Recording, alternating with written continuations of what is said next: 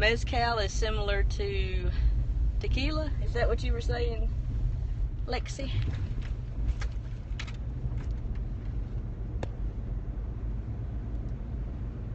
Alright, let's see. Let's look at that. It is hot, Lexi. I'm glistening, it's so hot. But it's a beautiful day. Beautiful day. Where's Monica, Lexi? Is she sleeping? Tequila is from Tequila. Jalisco. Mezcal is from, how do you say that? Only 15 degrees here. What is that in Fahrenheit?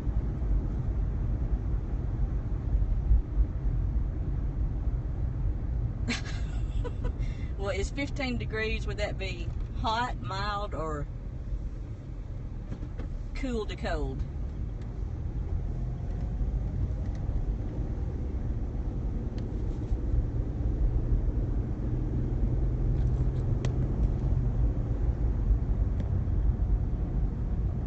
Coolish, okay. Like a crisp spring day, maybe?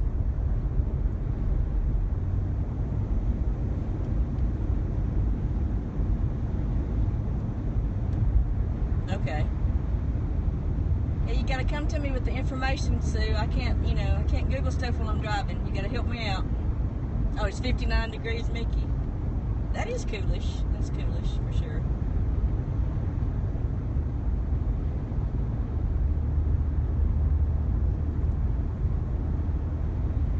You're in the gym.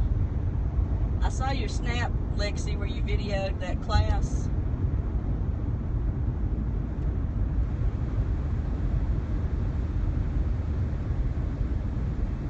I was all impressed, Mickey. I thought you were like a human temperature converter.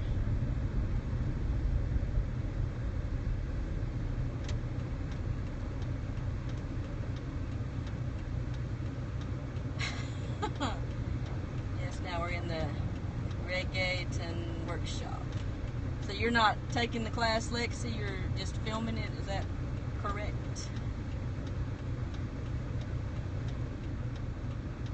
Just helping, not doing more. Okay.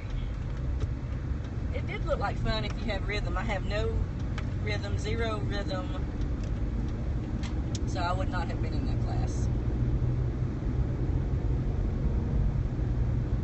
Oh, I bet you don't, Lexi. You have no rhythm either, Sue? Is it because you're Canadian? I need lots of tequila. Yeah, the tequila wouldn't help my rhythm, but it would just make me not care. Well, I'm just asking, Sue, because, Canadians are kind of, not Latin, Latin people usually have that natural rhythm, and Canadians and me, we don't have that Latin-ness,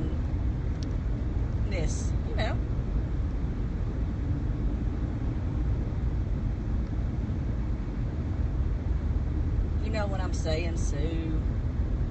Tequila doesn't help for reggaeton dance. Helps for singing with mariachis. Latinness. That's right, exactly. Latinness is the term for that, the music inside you. That thing that makes you move, that's deep inside of you, that helps you move to the music. That's right. I hope you're all writing these down, these NOLA-isms, because they could be useful one day. You need to make notes.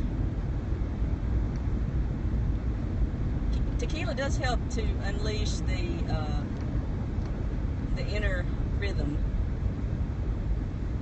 your Latinness. It unlocks the Latinness in you. The tequila does. And with enough tequila, even a Canadian can unleash their inner Latinness.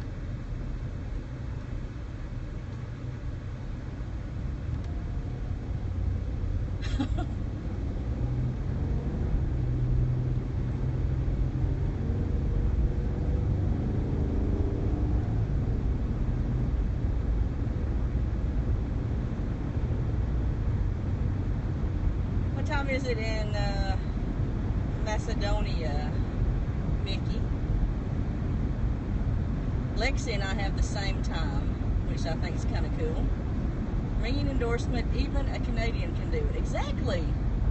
Exactly. If you can make a Canadian unlock their inner Latinness, then anybody can unlock it. Around 10:30 p.m. Well,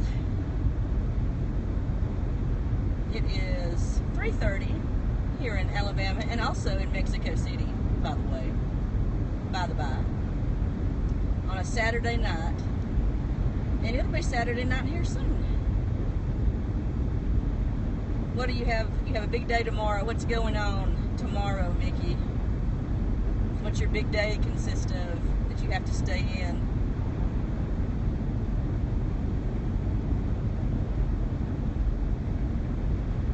Okay, Lexi. So Mickey has to get up early and drink coffee tomorrow, and then drink some mid-morning, and then have some cups for lunch, and then a mid-afternoon cup of coffee, maybe some dinner coffee. Coffee and coffee with a side of coffee and then an extra shot of coffee in the coffee. Well, Mickey, come on, don't be ashamed. We're all friends here. We don't judge. We do not judge your coffee consumption. We love you for who you are. No, I don't, Sue. I don't judge. We love you for who you are no matter how much coffee you drink. You know, it's a safe zone here in my scopes. See? And it's okay. You can tell us you feel like coffee. And we're going to be like, have some coffee, Mickey. You know? And Sue, you know, Sue will have some coffee with you. I don't have any coffee, but I'll think about a coffee emoji in my mind and I'll pretend I'm having some with you. I need to learn how to drink coffee. I feel like a child because I don't drink coffee and everybody else does. I need to learn how to do that. Trina, what's up, Trina? Trina, Louisiana, you missed some crawfish, girl. You had to catch the replays. I've been doing crawfish all day.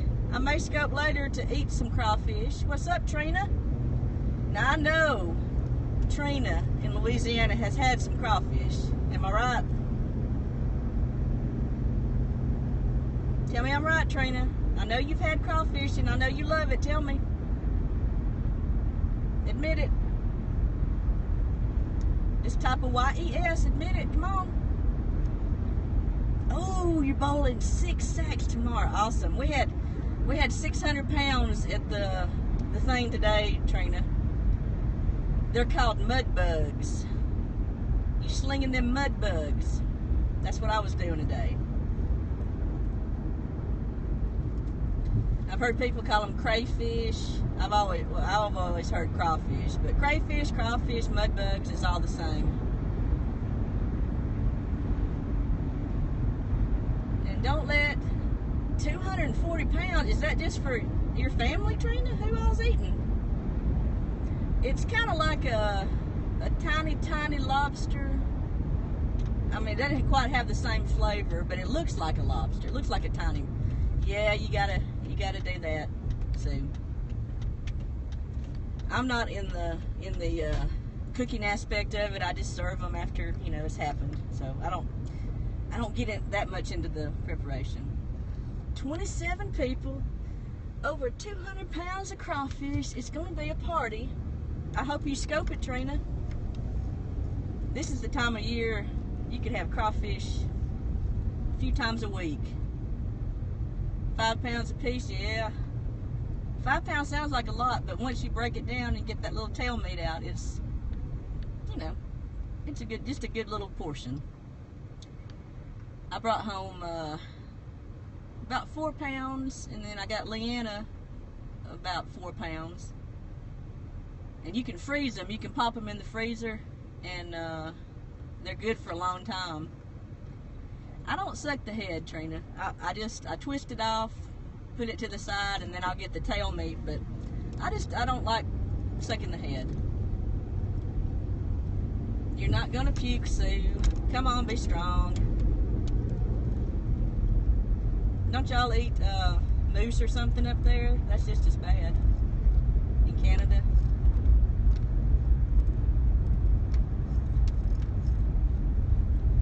Well, the head is literally the head of the crawfish with like the eyes, and when you twist it off its body, it's like, well, I'll show you later. I'll show you. So see, y'all eat moose meat.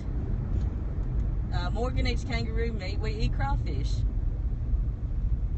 Excuse me while I cum it. Or do you mean vomit? That's what I thought. Don't knock it till you try it, Sue. You gotta be open-minded. Do you put onions in your bowl, Trina? Today we just had corn and potatoes, and they had some hot dogs that they boiled in with the potatoes and the corn, so it had that spice. It was really good. Garlic. You can never have too much garlic. Love garlic. You'd like these, Trina. These are some big, good crawfish. They really do a good job. I know, I love garlic too. I probably said it before. I went to this restaurant in San Francisco. It's called the Stinking Rose, and it's just a garlic restaurant. I mean, everything on the menu is garlic, related to garlic. It has garlic in it, and some even, I didn't try it, but they have ice cream that actually has garlic in it. Again, Sue, you know, we don't judge in here. If you eat moose, we're not going to think you're a bad person. You just like moose. The Stinky Rose in San Francisco, Mickey. So say we don't judge Mickey on her coffee consumption. We're not going to judge Sue on her eating the occasional moose. It's not going to, you know, it's not going to affect our love for you. So, you know, just own your love of the moose. Just own it. Just say, damn it, I eat moose and I like it.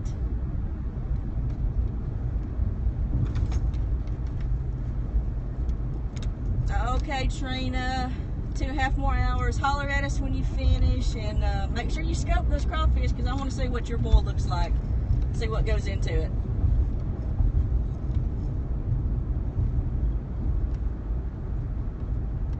Bye, Trina.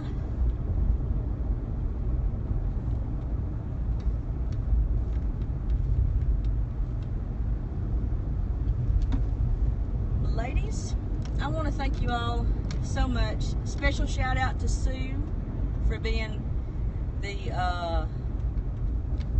what's the word? She's been like the dependable one today, in this day in particular. All of you are dependable.